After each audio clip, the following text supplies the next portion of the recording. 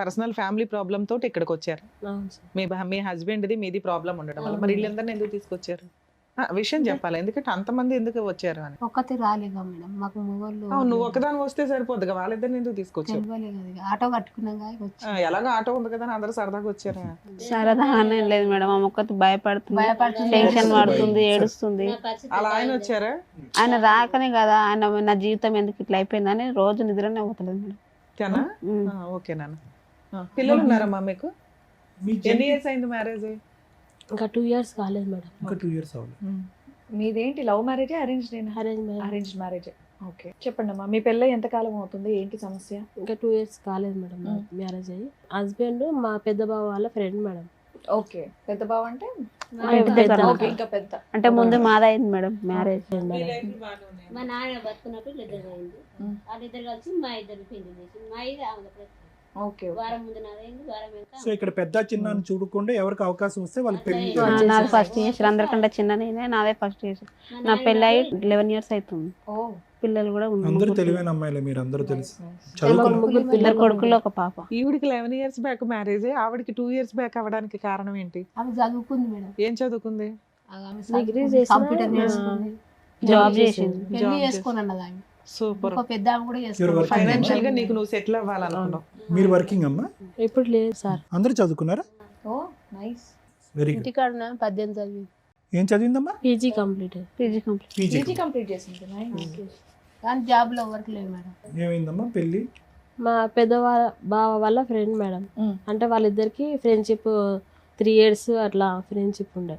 మా బావ పొలం తీసుకొని అక్కడ వ్యవసాయం చేసేది, కవులకు తీసుకొని చేసేది మేడం. దానికి అటాచ్గానే మా ఆయన అంటే విల్లాస్ కడతారు కదా, అందులో ఆయన చేసే సూపర్వైజర్.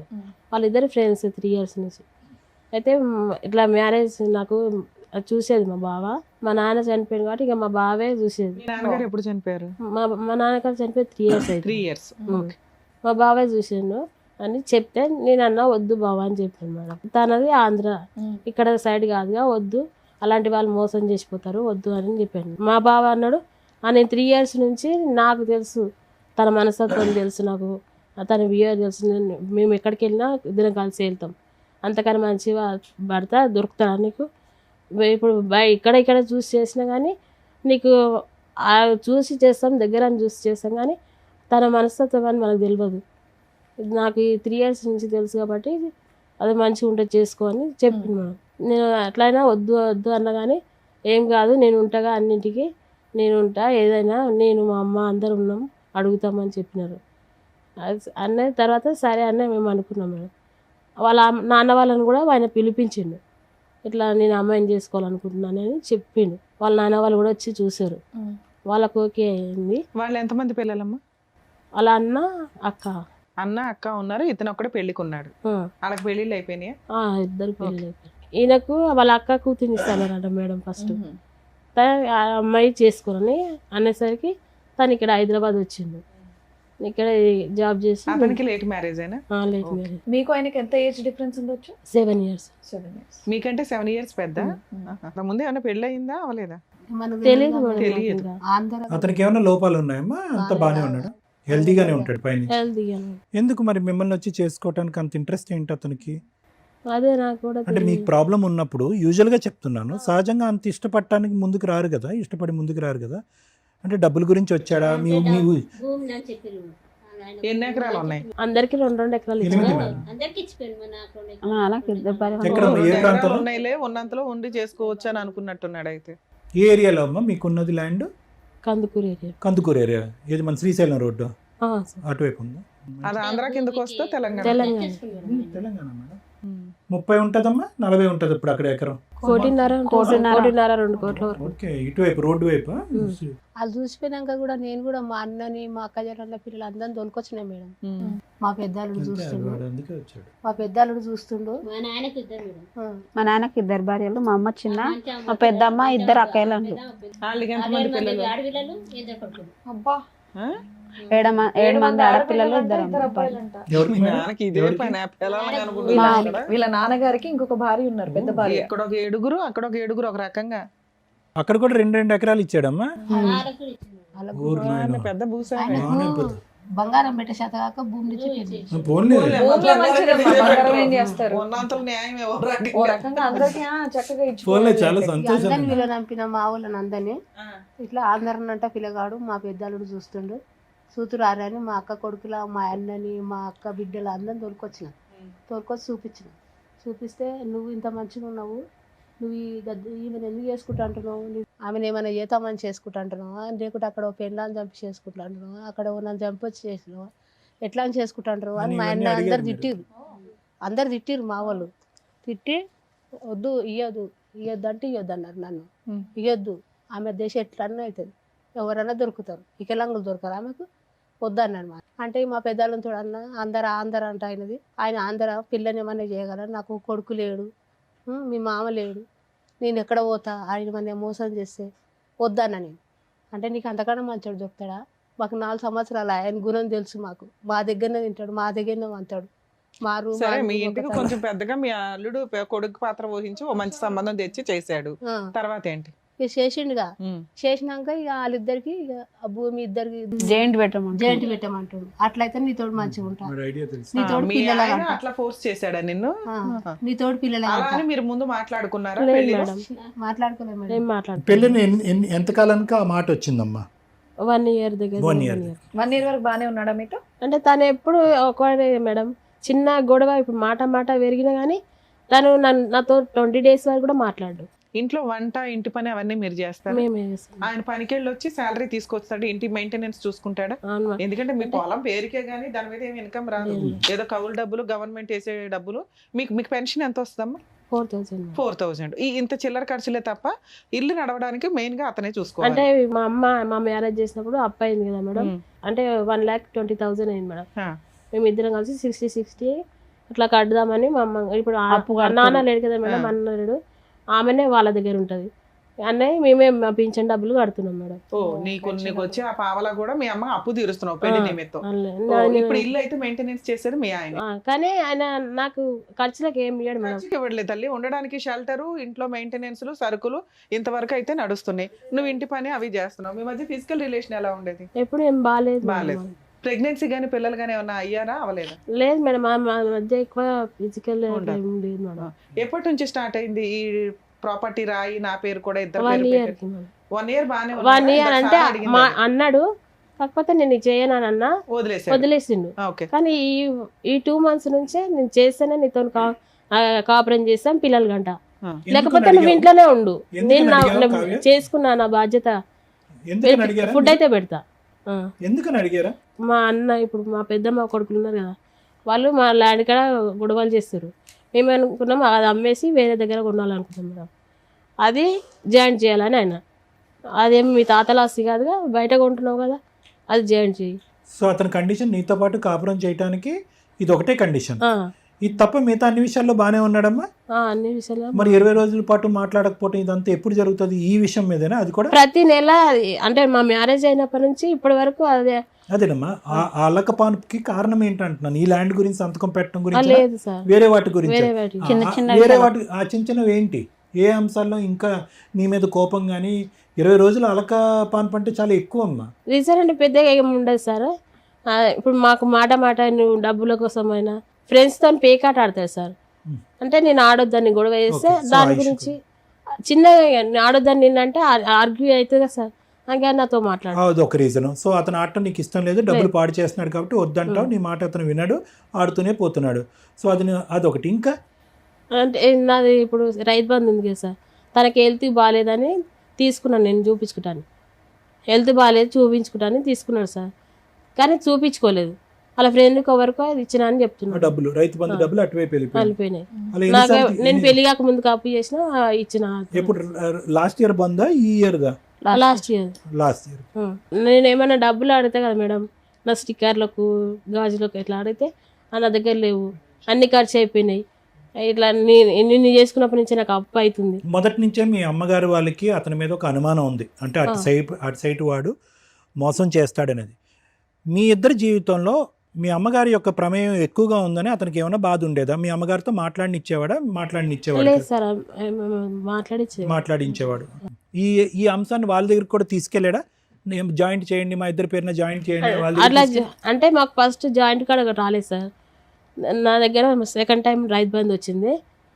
రైతు బంధు వస్తే తను హెల్త్ చూపించుకుంటున్నాడు. హెల్త్ చూపించుకుంటే సరే చూపించుకొని నేను చెప్పినాను మేడం. తర్వాత మొదటిసారి కూడా హెల్తే, అది వేరే చోటుకు పోయింది. ఈసారి కూడా హెల్తే. హెల్త్ కన్నాను చూపించుకోని అని చెప్పిన. పెద్దమ్మ వాళ్ళ పిల్లలు ఉన్నారు కదా, వాళ్ళ బాబు ఒక ఆయనకు యాక్సిడెంట్ అయింది మేడం. అది వాళ్ళు కొంచెం పూర్ ఫ్యామిలీ. తనకు హ్యాండ్స్ అంతా ఇట్లా పోయినాయి. ఇట్లా ఏమి పట్టుకోలేకపోతే తను ఇక సూసైడ్ చేసుకుంటానే సిచ్యువేషన్కి పోతే మేము నలుగురం కలిసి 10,000 ఇట్లా వేరే వాళ్ళ దగ్గర అప్పు తీసుకొని ఆపరేషన్ చేయించినాం మీ మేడం. అన్నయ్యకి అక్క కొడుకుకి చేయించినాం మేడం. తనని అడిగే చెప్పినాను నేను ఇట్లా చేయించాలనుకున్నాను. సరే మంచి పని కదా అంటే మా ఇంట్లో మనుషులకనే ఉంటాడు ఆ అబ్బాయి.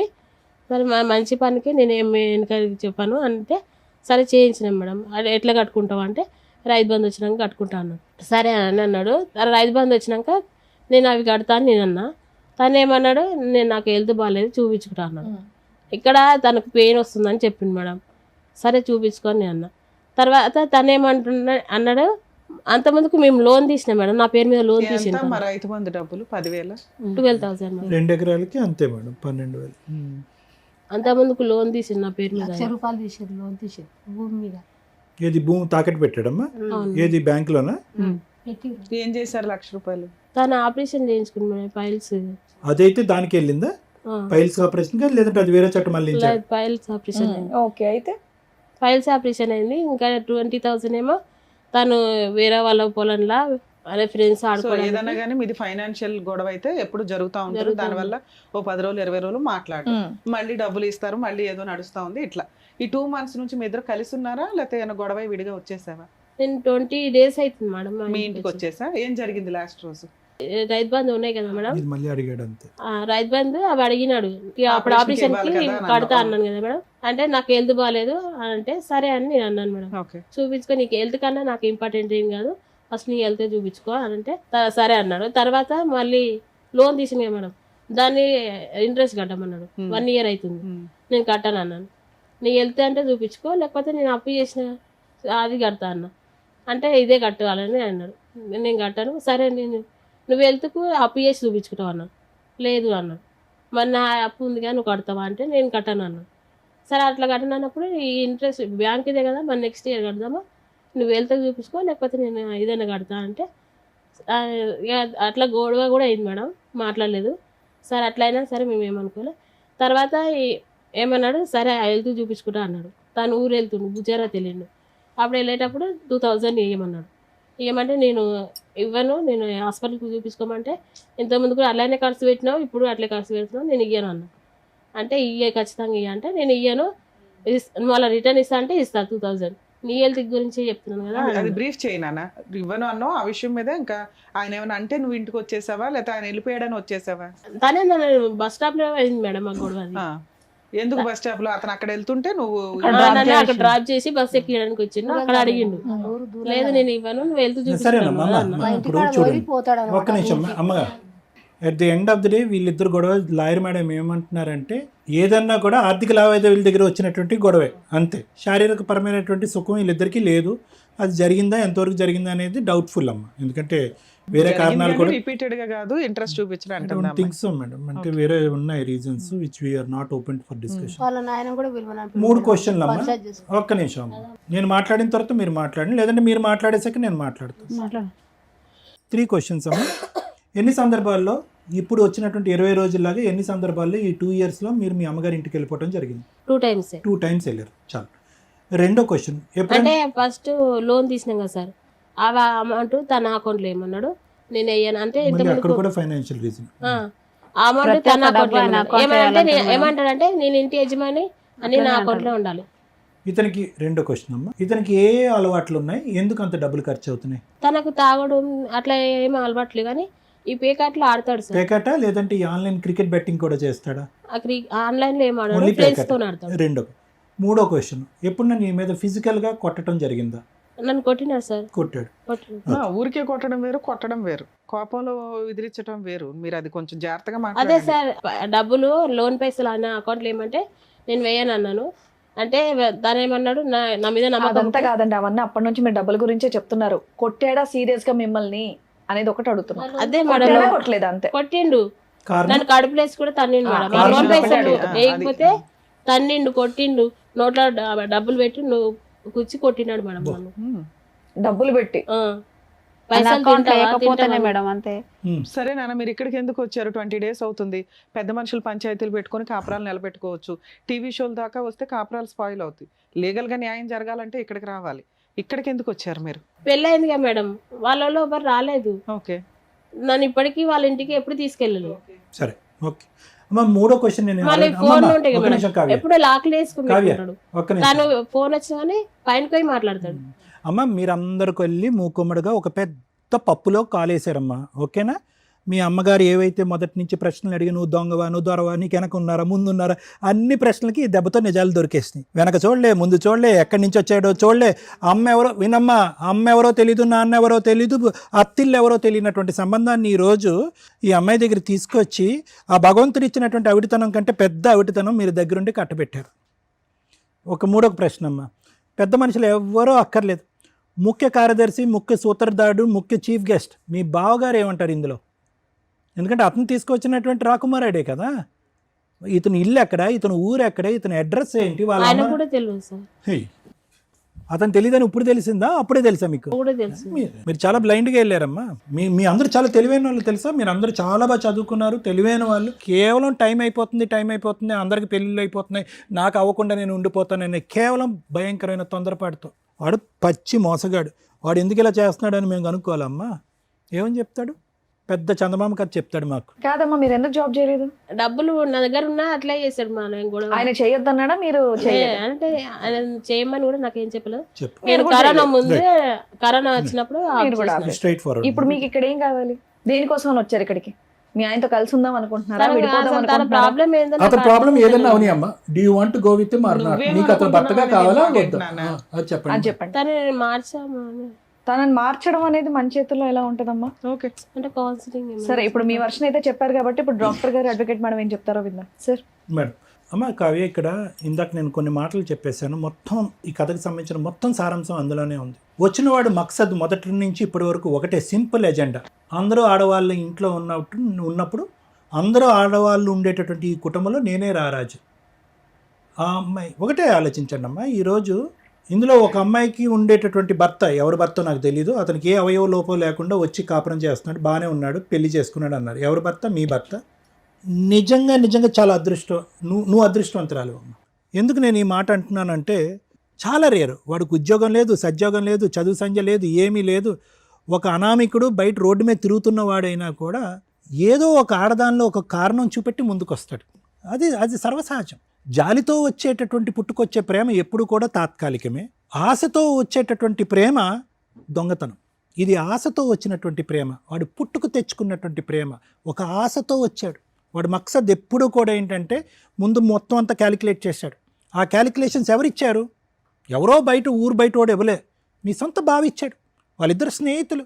ఈ కుటుంబం ఏంటి, వీళ్ళ నాన్న ఎలా చనిపోయాడు, ఎవరెవరికి ఎంతెంత డబ్బులు ఇచ్చారు అనేటటువంటి మొత్తం పద్దు లెక్క అంతా కూడా ఇచ్చినటువంటి వ్యక్తి ఎవరు? ఇక్కడ ఏమీ తెలియకుండా వాడు మీ ఈరోజు రాలేదుగా. ఈరోజు సింపుల్గా మీ బావ ఏమంటాడు? మీకు తెలీదా, నాకు తెలీదు అంటాడు. కేవలం నీ మీద ఉన్న నమ్మకంతోనే. ఇంటికి పెద్ద బావ, ఇంటికి పెద్ద అంటే ఏంటంటే తండ్రి తర్వాత తండ్రి, కొడుకు తర్వాత కొడుకు. అతని యొక్క ఫిల్టరింగ్ మెకానిజం ఎలా ఉండాలి అంటే, అరే నేను పెళ్లి చేయకపోయినా పర్లేదు, ఒక సంబంధం తీసుకురాకపోయినా పర్లేదు, ఆ అమ్మాయి తన కాళ్ళ మీద తను నిలబెడుతుంది. కాళ్ళంటే ఆ ఉద్దేశంతో నేను అనట్లేదమ్మా. చదువుకున్నటువంటి అమ్మాయి ఆర్థికంగా తను ఒక నిమిషం ఉండండి అమ్మా. అన్నీ చేసేది, అన్ని సర్వస్వం వదిలేశారు కదా, ఉద్యోగం వదిలేశారు, ఆ చదువు ఏమీ కాకుండా పోయింది. ఈ ఫిల్టర్ మెకానిజం చేసి దీని పూర్వపరాలు పూర్తిగా తెలుసుకుని, ఇడు దొంగ దొర అని తెలుసుకుని, వాడు ఊరు రాయలసీమ అయితే రాయలసీమ ఎక్కడికైతే అక్కడికి వెళ్ళి వాడు ఇల్లు ఏంటి, వాడు గుట్టు ఏంటి అన్నది లాక్కుని వచ్చిన తర్వాత, మొత్తం అంతా వచ్చిన తర్వాత వచ్చి చేసుకుని ఉంటే కనుక అప్పుడు బాగుండేది. ఈరోజు అవేం జరగలే కదా ఇక్కడ ఎంక్వైరీస్. వాడు సింపుల్గా మొత్తం అంతా కనిపెట్టాడు ఎంత వస్తుందని చెప్పి. ఒక 1 year పాటు వెయిట్ చేశాడు. ఇంకా 1 year తర్వాత ఎక్కడో చాటు వాడు ఇక ఎందుకైతే వచ్చాడో అనేటటువంటిది గుట్టయితే ఇప్పాలిగా. సింపుల్గా అది ఇప్పాడు. ఏమన్నాడు? 2 పేర్లు నా పేరు నాయన. అది మొత్తం అంశంలో ఒక ఆవగింజంత అంశం మాత్రమే. ఆ తర్వాత అది లాక్కుంటాడు. ఆ తర్వాత ఈ అమ్మాయికి వచ్చే ప్రతి రూపాయి లాక్కుంటాడు. బహుశా ఈ అమ్మాయికి వచ్చేటటువంటి పెన్షన్ డబ్బులు లాక్కుంటాడు. భూమిని తాకట్టు పెట్టి దాని లోన్ తెచ్చుకుంటాడు. ఆ లోన్కు వచ్చేటటువంటి వడ్డీని ఈఎంఐని కట్టమంటాడు. తాకట్టు పెట్టినటువంటి భూమిని మీరు అమ్ముకోలేనటువంటి పరిస్థితికి తీసుకొస్తాడు. ఇలాగ రకరకాలు అన్నీ కూడా ఇక్కడ వచ్చేస్తాయి. సో ఇక్కడ కొత్తగా అంటే ఇక్కడ మనం ఏంటంటే ఎందుకు వస్తున్నాడు ఈ మనిషి, ఏం చూసి వస్తున్నాడు, నా చదువు చూసి వస్తున్నాడా, నా తెలివితేటలు చూసి వస్తున్నాడా, నా ఉద్యోగం చూస్తున్నాడా, లేదంటే డబ్బు చూస్తున్నాడా. డబ్బు ఎంత భయంకరమైనటువంటి సబ్జెక్ట్ అంటే కనుక ఈరోజు క్లియర్ కట్గా చాలామంది ఏంటంటే 3-4 సంవత్సరాల పాటు దొంగ కాపురం చేస్తారమ్మా ఈ డబ్బుల గురించి. ఇలాంటి అమ్మాయిలతో లాక్కుంటారు, తన్నుకుంటారు, వెళ్ళిపోతారు. ఈరోజు ఆ అమ్మాయి కూడా ఏమంటుంది, కావ్య నాకు ఆ భర్త వద్దు అని అనట్లే, మార్చి ఇవ్వండి అని అంటుంది. ఎందుకంటే ఆ అమ్మాయి పరిస్థితి ఈరోజు పెళ్లి చేసుకోవటం వల్ల పెన్నం మించి పొయ్యిలో పడినట్టు అయింది. ఆ పెన్నం మీద ఉన్నా బాగానే ఉండేది, ఏదో ఉద్యోగం చేసుకుని ఉద్యోగం వదిలేసింది, చదువు వదిలేసింది. వాడు ఏదో బొటాబోటి ఉద్యోగం చేస్తుంటే ఈ అమ్మాయి ఎప్పుడు వస్తాడా, ఎప్పుడు వెళ్తాడా, ఎప్పుడు 10 రూపాయలు ఇస్తాడా, బొట్లు గాజుల గురించి అడుక్కుంటుంది. బొట్లు గాజులకి సంబంధించినటువంటి డబ్బుల గురించి అడుక్కునేటటువంటి పరిస్థితి వస్తుంది. ఏం కర్మ, వాడేం చదివాడు, ఈ అమ్మాయి ఏం చదువుకుంది, వాడేం చదివాడు కావ్య, చదువుకున్నాడు వాడేమో, బీఈడి చేశాడా, ఎక్కడ జాబ్ చేస్తాడు వాడు, ఇక్కడ తుగ్గూడ దగ్గర సార్.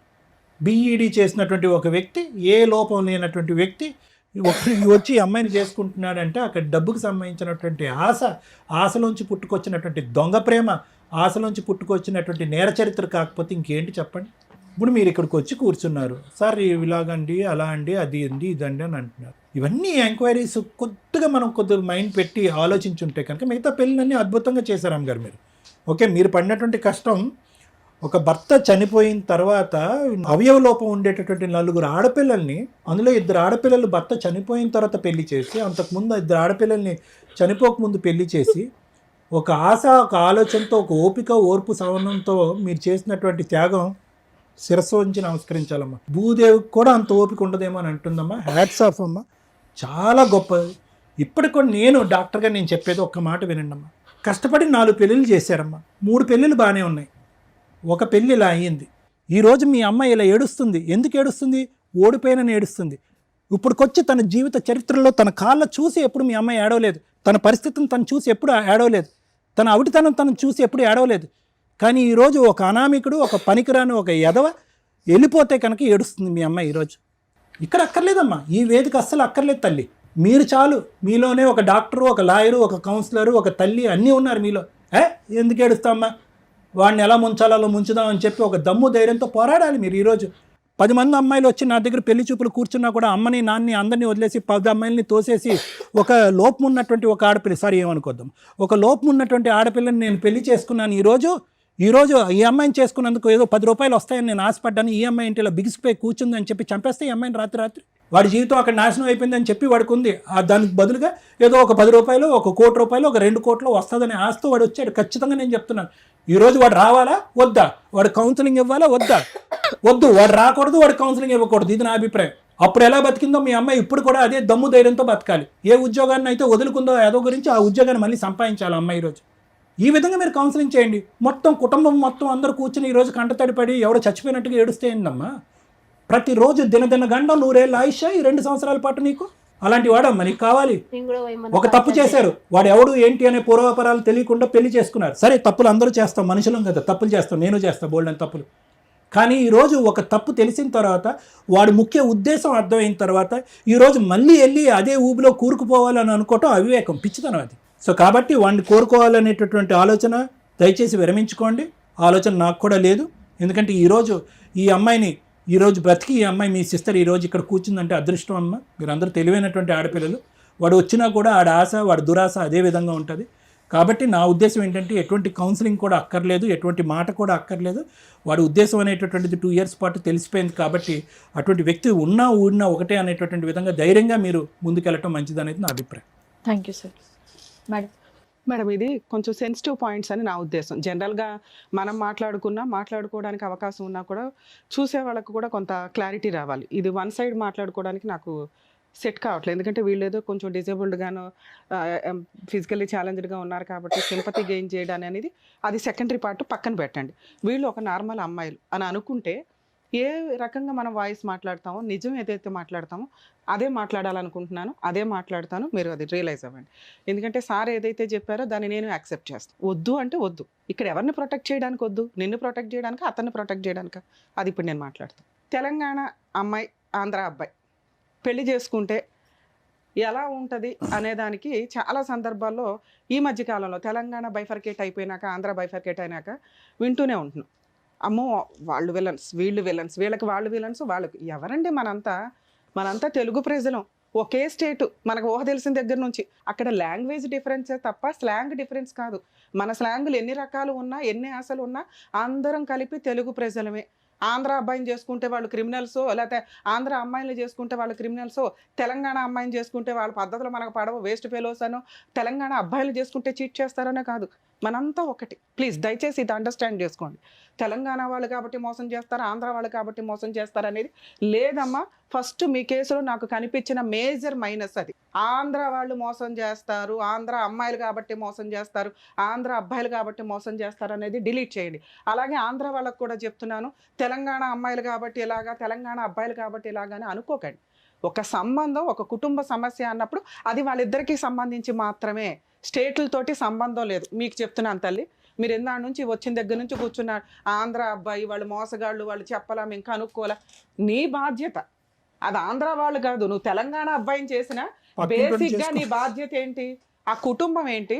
ఆ అబ్బాయికి లేట్ మ్యారేజ్ ఎందుకు అయ్యింది? పెద్దల్లుడు తీసుకొచ్చాడు ఒక సంబంధాన్ని, తీసుకొచ్చినప్పుడు మీరు బేసిక్ ఎంక్వైరీ చేయాలి.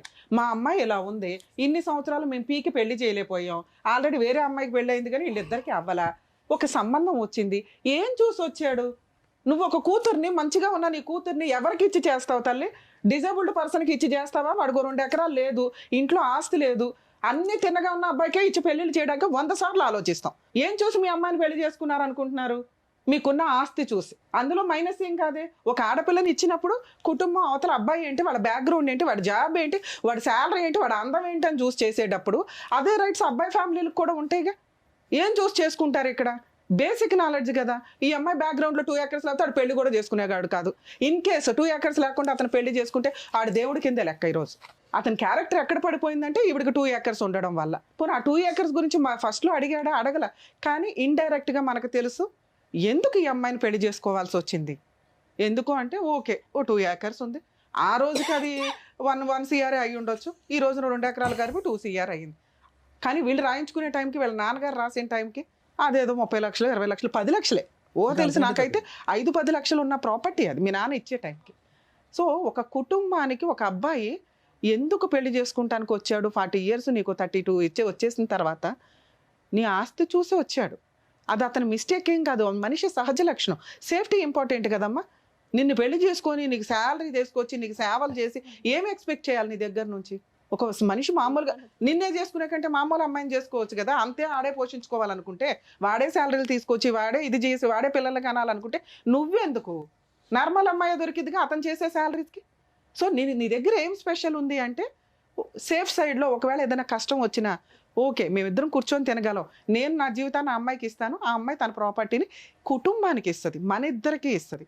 మీ ఫ్యామిలీ ఎలా ఉందంటే, మనం ఇలా ఉన్నాం కాబట్టి ఊళ్ళో వాళ్ళందరూ వచ్చి మనల్ని మోసం చేస్తున్నారు. ఊళ్ళో వాళ్ళంతా మన ఆస్తి చూసే వచ్చారంటే ఏం చూసి వస్తారు మీ దగ్గరికి? ఇవి కాకపోతే వచ్చారు. ఇప్పుడు నువ్వు అనుకోవాలి, ఓకే బావ ఒక సంబంధం తీసుకొచ్చాడంటే అది మంచిదే అయి ఉండాలి. మనం చేసిన మిస్టేక్ ఏంటి? వాళ్ళ కుటుంబం గురించి, వాడి బ్యాక్గ్రౌండ్ గురించి ఎంక్వైరీ చేసుకోకపోవడం. నువ్వు కనుక అది ఎంక్వైరీ చేస్తుంటే ఈ రోజున మీ ఆయన్ని తీసుకొచ్చి నేను కౌన్సిలింగ్ ఇచ్చి మార్చేదాన్ని. అతను ఏంటో నాకు ఇంతవరకు ఆన్సర్ చెప్పలే. నువ్వు అత్త మా వాళ్ళ ఇంటికి వెళ్ళలేదు, మీరు తొక్కులో పెళ్లి చేసుకున్నారా? ఏ రకంగా నమ్ముతామమ్మా నీ పెళ్లి అని? మీరు ఎంత స్వార్థంగా ఉన్నారో ఒకసారి అర్థమవుతుందా మీకు? మీకు ఆ టైంకి పెళ్లి అయిపోవాలి, వాళ్ళని ఎందుకు ఆడబోసుకుంటారు? లేదు మేడం, నేను చెప్పినాను మేడం. చెప్పడం కాదు, మీరు ప్రాక్టికల్ గా అప్పుడు మీ భావన కాదనాలి. మీరు బావా ఇలాంటి తెలియని వ్యక్తిని నువ్వు చెప్తే నేను ఎట్లా? రేపు పొద్దుట నా 2 ఎకర్స్ కోసం నన్ను ఏదైనా చేస్తే ఎవడ రెస్పాన్సిబిలిటీ? వాడు ముఖం తప్ప నాకు ఇంకా వాళ్ళ బ్యాక్గ్రౌండ్ తెలియట్లేదు, పైగా ఆంధ్ర వాళ్ళంటే నాకు బాగా వణుకు, మా కుటుంబానికే వణుకు అని అనిపించినప్పుడు మీరు బేసిక్గా ఏం చేయాలి తల్లి? మీ సహజ లక్షణం మీరు ఎంక్వైరీ చేసుకోవాలి. అది తెలంగాణ అబ్బాయి అయినా మీరు ఎంక్వైరీ చేసుకోవాల్సిందే. 45 years 40 years ఉన్న వ్యక్తి నన్ను పెళ్లి చేసుకోవడానికి ఎందుకు వచ్చాడు? వాళ్ళ అమ్మ నాన్న ఏంటి? ఇతనికి ఇప్పటిదాకా ఏం పెళ్ళి అవ్వాలి? నువ్వు స్టోరీ చెప్పావు నాకు, ఏమని? వాళ్ళ ఆడపడుచు అన్న కూతురు మా కూతురు యాక్సెప్ట్ చేయలేదని అందుకని ఆయన ఉన్నాడండి అని నిన్ను చేసుకున్నాడు అంటే బేసిక్ అత్తమామల్ని అయితే ఎంక్వైరీ చేసుకోవాలి కదమ్మా. అంత బ్లండర్ మిస్టేక్ మీరు చేసి వాడు క్రిమినల్, వాడు చీటరు, వాడు ఆంధ్ర, ఎందుకే మాటలు? తప్పు మన దగ్గర ఉంది. బేసిక్ ఒక ఆడపిల్లని ఇస్తున్నప్పుడు అలాంటి ఇలా ఒక కుటుంబంలోంచి వెళ్తున్నప్పుడు 100 సార్లు జాగ్రత్త పడాలి. మీరు అది వదిలేసి మాట్లాడుతున్నారు. మూడో మిస్టేక్ మీ దగ్గర కదా అసలు సహజంగా ఈ కేసు గురించి మాట్లాడుతున్నానా మిమ్మల్ని అనట్లా. పెళ్ళి అయ్యింది, నువ్వు ఒక 60,000 మీ సిస్టర్ ఒక 60,000 పంచుకొని వెంటనే అప్పు తీరుస్తారా? నీకు వచ్చేదే 4,000 గవర్నమెంట్ ఇచ్చేది నువ్వు బతకడానికి. ఆడితో బొట్టు వేళలు కొనుక్కోలేవా? కొనుక్కుంటాను వినాలి, మేడం, వినాలి. ఇట్లాగానే. రెండు అంటే కొన్ని కడితే కొన్ని నేను కొనుక్కుంటాను. ఎందుకు అప్పు తీర్చాలి తల్లి? పెళ్లి చేయడం మీ అమ్మ బాధ్యత. నీకు ఆల్రెడీ 2 కోట్ల ఆస్తుంది. ఓ 10 ఎకరం అమ్ముకుంటావు, బిల్డింగ్ కట్టుకొని కాలు మీద కాలేసుకుని కూర్చోగలవు. ఆ ఆస్తి అలాగే ఉండిపోవాలి, కష్టాలన్నీ తీరిపోవాలంటే ఎట్లాగా? నీకు మీ నాన్న ఇచ్చింది ఎందుకు? కష్టం వచ్చినప్పుడు కాలు మీద కాలేసుకుని బతుకుతావని. దాని జీవితకాలం అలా ఉంచితే ఎవరికి ఇద్దాం అనుకున్నావు చెప్పు? ఇప్పుడు భర్త ఉండడు, సీన్ అర్థమైపోయింది. సార్ ఏదైతే ఫైనల్గా చెప్పాడో నేను అదే ఫైనల్గా చెప్తా.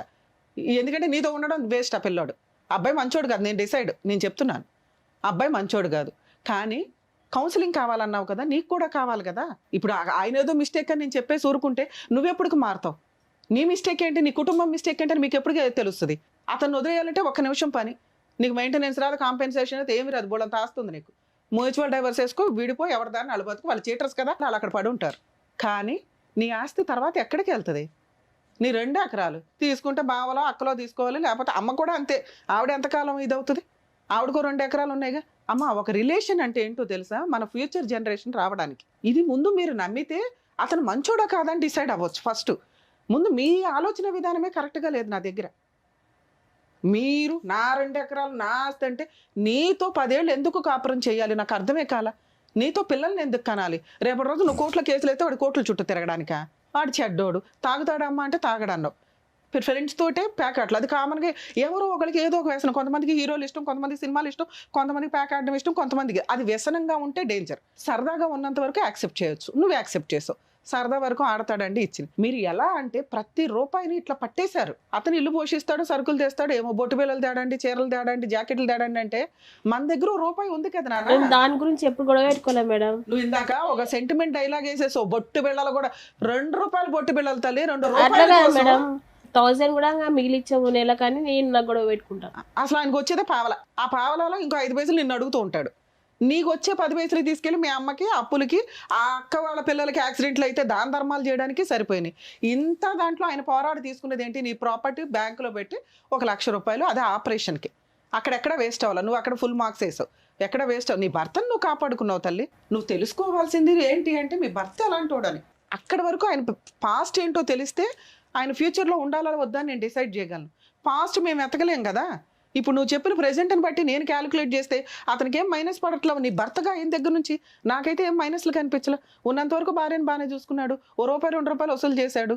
జాగ్రత్తగా ప్రాపర్టీ ఇది అమ్మేస్తే రేపొద్దుట ఇద్దరి పేరు మీద పెట్టుకుందాం అన్నాడు. నీకు నచ్చితే ఒప్పించుకో, లేకపోతే ఇలా కాదండి ఇలా అని చెప్పుకోవడం వరకు. ఎక్కడ మీకు 5,000 దగ్గర గొడవ అయింది, 4,000 దగ్గర గొడవ అయింది, 12,000 దగ్గర గవర్నమెంట్ ఇచ్చే ప్రతి డబ్బు దగ్గర గొడవ అయింది మీకు. అవన్నీ తీసుకెళ్ళి నువ్వేం చేసావు తెలుసా? మీ అమ్మ వాళ్ళకి ఇచ్చావు. ఒకటి 60,000 అప్పులు తీర్చడానికి, ఆ తర్వాత వాళ్ళకి ఎవరికో 10,000 దీనికి. ఈ మధ్యలో నువ్వు ఆయన 10 రూపాయలు అడగడం దగ్గరే నీ జీవితం అయిపోయింది. ప్రతి 10 రూపాయల దగ్గర మీకు గొడవ అవుతానే ఉంది. రిలేషన్ ఎక్కడ డెవలప్ అవుతుంది? ఏ రకంగా డెవలప్ అవుతుంది? నీకు అవసరం భర్త అనేవాడు, నీకు అవసరం పిల్లలు అనేవాళ్ళు. నువ్వే ఒక మగాడివైతే ఏం చేస్తావు? కుటుంబాన్ని నిలబెట్టుకోవడానికి పోషించుకుంటావు, భార్యను పోషించుకుంటావు, కుటుంబాన్ని రెంట్లు కట్టుకుంటావు, అప్పులు చేస్తే తీర్చుకుంటావు. ఇన్ని ఒక భర్తే భరించాలా? భార్యలు భరించకూడదా? ఆ ఇంటికి నువ్వే లీడర్ అని నువ్వు అనుకోవచ్చు కదా. ఏం తక్కువ నీకు? ఆ అబ్బాయికి లేని దానికంటే ఇందాక చెప్పా, కాలు మీద కాలు వేసుకుని కూర్చునే అంత ఆస్తి నీకుంది. ఆరాంగా నువ్వు జాబ్ చేస్తే అతనికంటే ఎక్కువ శాలరీ కూడా వస్తుంది. ఆయన్ని కంట్రోల్ చేసి నీ భర్తని నువ్వు ఒక పిల్లాడిలాగా దగ్గర తీసుకొని, ఏమండి మన కుటుంబం ఇది, నా ఆస్తి ఎక్కడ పోద్ది అని నమ్మకం క్రియేట్ చేస్తే నీ ఆస్తిని చెయ్యాలని ఏ మగాడు అనుకోడు. ఎందుకంటే స్త్రీ దగ్గర ఉంటే ఇంకా సేఫ్టీ. పైగా నువ్వు ఇంకో తెలివిగల పని అనుకున్నావు. ఆల్రెడీ ప్రాపర్టీ డిస్ప్యూట్ నడుస్తుంది దాయాదులతోటి. వాళ్ళ దగ్గర ఉండడం కంటే అమ్ముకొని వేరే చోట కొనుక్కోవడం బెటర్. పర్ఫెక్ట్ ఆలోచన. ఇతనితో ఉన్నా లేకపోయినా నువ్వు ఆ డెసిషన్ అయితే పర్ఫెక్ట్గా క్లియర్ చేసుకో. నీ ఆస్తి ఇంకో చోట ఇన్వెస్ట్మెంట్ పెట్టినప్పుడు నీ సెల్ఫ్ ఎక్వైర్డ్ ప్రాపర్టీ అవుతుంది. నీకు పిల్లలు ఉంటేనే ఇది. ఒక డౌట్ రేజ్ అయింది ఇక్కడ మనం ఎంత మాట్లాడుకునే దాంట్లో. పెళ్లి చేసేసుకున్నాడు, భార్యను మర్డర్ చేసేసి ఏదో రకంగా చంపేసి ఆస్తి కొట్టేద్దామంటే కుదరదు. ఎందుకంటే మీరు ఎంత తెలివిగా అన్నా చెయ్యండి, మర్డరే. ఇవాళ కాకపోతే రేపైనా అడ్డంగా దొరుకుతారు. క్రైమ్ చేసే వాళ్ళు ఎవ్వరూ లా అండ్ ఆర్డర్ నుంచి తప్పించుకోవడం కుదరదు. ఇక్కడ పైగా కోటేశ్వర్లు ఉన్నారు. వాళ్ళు ఒక కంప్లైంట్ ఫైల్ చేస్తే పోలీసులు అడ్డంగా వెళ్ళి నీ ఎక్కడ ఏడ్చాలో అక్కడ ఈడ్చేస్తారు. సో మిమ్మల్ని చంపాల్సిన అవసరం మీ ఆయనకి లేదు, చంపడం కుదరదు. చంపితే ఆయనకి రాదు, ఎందుకంటే మీ వాళ్ళు క్రిమినల్ కేసు వేస్తారు. మా అమ్మాయిని ఇట్లా హింసించాడు, ఇట్లా చేశాడు కాబట్టి వాడే చంపుండొచ్చాను. నువ్వే చనిపోయినా కూడా అతని అకౌంట్లోకి వెళ్ళిపోద్ది, నీకు తెలుసా ఆ సంగతి? కాబట్టి ఆస్తి కోసం నిన్ను చంపే సీనే లేదు. అలా చంపేవాడైతే ఆస్తి రాయి అంటావు, ప్లాన్ చేసుకుంటాడు. ఓకే, ఇక్కడ భర్త అవసరం నీకుంది, ఆయన వరకు ఆయన కరెక్టే. మరి అతనితో కలిసి ఉండాలా వద్దా? మరి సార్ వద్దన్నారు, రమ్య గారు కూడా వద్దంటారంటే వద్దు. ఎందుకు వద్దన్నానో తెలుసా? ఆయన పాస్ట్ ఏంటో నాకు తెలియదు. ఆయన పాస్టే డిసైడ్ అవుతుంది. ఆయన పాస్ట్లో ఏమున్నాడు, నీ దగ్గర ఉన్నంత వరకు రమ్య గారు మార్క్స్ వేశారు. పాస్ట్లో క్యారెక్టర్ ఏంటో నాకు తెలియదు. ఆల్రెడీ వేరే మ్యారేజ్ అయ్యి ఉండొచ్చు. వాళ్ళ అమ్మా నాన్న ఏంటో తెలియదు. మిమ్మల్ని వాళ్ళు కోడలుగా యాక్సెప్ట్ చేశారో లేదో తెలియదు. ఇతన్ని డింగరిటికి మరి నిన్నొక్కడిని నమ్మి జీవితం అర్పించే తల్లి, ఆస్తి రాసే తల్లి అని నేను అనట్లా. ఆస్తి రాయమని నిన్ను అనట్లా. ఆస్తి నీ దగ్గరే ఉండాలా. ఆ ఆస్తి ఉంది కాబట్టి రేపొద్దున పిల్లల ఫ్యూచర్ బాగుంటుంది అనుకొని అతను మీ దగ్గరికి రావాలి. మీ ఆలోచన విధానం మార్చుకోండి. ఎందుకంటే మీ మనస్సాక్షికి తెలుసు అతను 80% కరెక్టే అని. ఎంత విపరీతమైన కష్టాలు పెట్టేస్తే భర్త వద్దా అనే అంటారు ఎవరైనా. అయినా నాకు భర్త కావాలంటే కొంచెం కౌన్సిలింగ్ ఇవ్వాలండి అంటే ఆయనకో 50% కౌన్సిలింగ్ ఇవ్వాల్సి వస్తే నీకు ఒకటి ఇవ్వాలి. ఆ 50% ఇప్పుడు నేను ఇచ్చాను. నువ్వు నిజంగా రియలైజ్ అయితే నీ భర్త కరెక్ట్ అని నువ్వు అనుకుంటే, నీ భర్త నీకు కావాలి అనుకుంటే సార్ దగ్గరకో నా దగ్గరకో కౌన్సిలింగ్కి తీసుకురండి. ఎప్పుడు తీసుకొస్తావు? పాస్ట్ తెలుసుకొని తీసుకురా. మేము కనిపెట్టాం మీ ఆయన పాస్ట్. ఎందుకంటే బేసిక్ బ్యాక్గ్రౌండ్ వరకు మీరు చేయండి. ఫస్ట్ మీ అత్త మామ ఎవరు, వాళ్ళ ఇల్లు ఏంటి, వాళ్ళ కుటుంబం ఏంటి, వాళ్ళ బ్యాక్గ్రౌండ్ ఏంటి అడ్డంగా తెలిసిపోద్ది. నిన్ను కలపాలా వద్దని నీకే అర్థమైపోద్ది. మేడం వాళ్ళ బ్యాక్గ్రౌండ్ వాళ్ళ మావయ్య పెళ్ళైనాక వచ్చిండు మేడం, కూడా వచ్చిండు. మొన్న గొడవ అయితే వచ్చిండు. ఏమన్నాడు? తిట్టాడు కదా. అంటే మీ అత్త మామ బెటరు, అంతకుముందు పెళ్ళి అవ్వలేదన్న సంగతి మీకు క్లారిటీ వచ్చింది. అత్త మామ ఇంటికి వెళ్ళండి. మీకు కాపురం కావాలనుకుంటే ఈ పిత్రీలు ఏవైతే ఉన్నాయో ఆంధ్ర తెలంగాణ వద్దు. మీ ఆయన తర్వాతే ఎవడైనా, మీ ఆయనే ఫైనల్. ఎందుకంటే నీకు ఏదన్నా జరిగితే ఇవన్నీ ఆస్తులు ఇడిపోతాయి. ఎవరికో వెళ్ళడం కంటే ఒక ఇద్దరు పిల్లల్ని కన్నాక పర్ఫెక్ట్గా పిల్లలు పుట్టొచ్చేమో. ఇక్కడ ఇంకో పాయింట్ చెప్పాలండి బాబు, సైన్స్ ఎంతో డెవలప్ అయ్యింది. ఇలా నాన్న 2 పెళ్లి చేసుకుని అక్కడో 10 మందిని ఎక్కడో 10 మందిని కంటే ఇప్పుడు వర్కౌట్ అవ్వదు. 2-3 పిల్లలు. అలాగే ముందుగా మెడికల్గా కొంచెం ఎంక్వైరీ చేయించుకొని పిల్లలకి అంటారు. రేపు పొద్దుట నువ్వన్నా నాన్న ఒకవేళ అబ్బాయి మారి నీ దగ్గరకు వచ్చి నీ మంచితనం తెలిసి, మంచితనమే కాదు తల్లి ఆస్తి కూడా తెలిసే వస్తుంది అనుకోండి, అది స్వార్థం కాదు. మనం ఒక ఆడపిల్లని ఇచ్చేటప్పుడు బ్యాక్గ్రౌండ్ ఎలా చెక్ చేస్తామో అలాగే అతను కూడా చెక్ చేసుకున్నాడు. ఆ ఇంటికి నువ్వు లీడర్వి, ఇంతే.